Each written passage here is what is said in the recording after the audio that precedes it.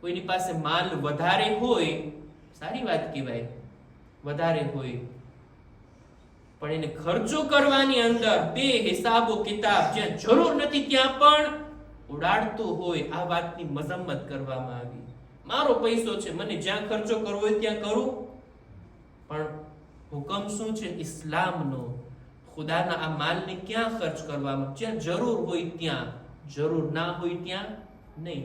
આ એક અલગ વાત છે. કંજુસાઈ પણ ના હોવી જોઈએ. ખુદાએ આટલું આપ્યું છે પણ એક રાલ ખર્ચો નહીં કરો, ના પોતાના માટે, ના બાલ બચ્ચાઓ માટે, ના બીજા કોઈ માટે.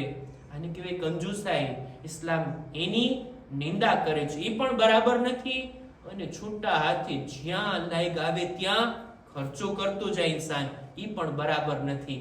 એક હદીસમાં આપણા છઠ્ઠા ઇમામ જાફર સાદિક અલૈહિસ્સલામ પોતાની એક હદીસમાં ફરમાવે છે, લિલ મુસરિફ સલાતુ અલામાત, ત્રણ નિશાનીઓ છે ઇસરાફ કરવા વાળાઓની. યશ્તરી મા લૈસા લહ વયલ્બસુ મા લૈસા લહ વયઅકુલુ મા લૈસા લહ. ઇસરાફ કરવા વાળો એ છે ને કે ખરીદી કરતો રહે, જરૂર છે કે ની ના જોવે, ખરીદવું ખરીદવું ખરીદવું, જરૂર હોય જરૂર ના હોય, કામ આવશે કામ નહીં આવે, પણ બસ ખરીદી કરતી રહેવી. આ ઇસરાફ કરવા વાળાની નિશાની.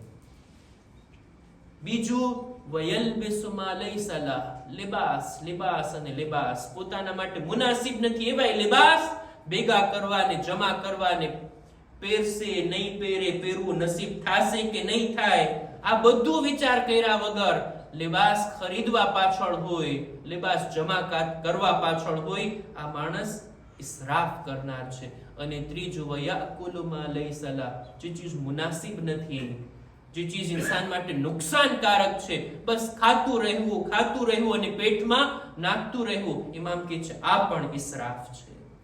દરેક કામની અંદર, ખરીદી કરવામાં, લિબાસની અંદર અને ખાવાની અંદર, ક્યારેક ઓછું ખાઈએ ઇન્સાન, બિલકુલ એટલું ઓછું ખાય કે કમજોર અને નબળો થઈ જાય, આ પણ બરાબર નથી.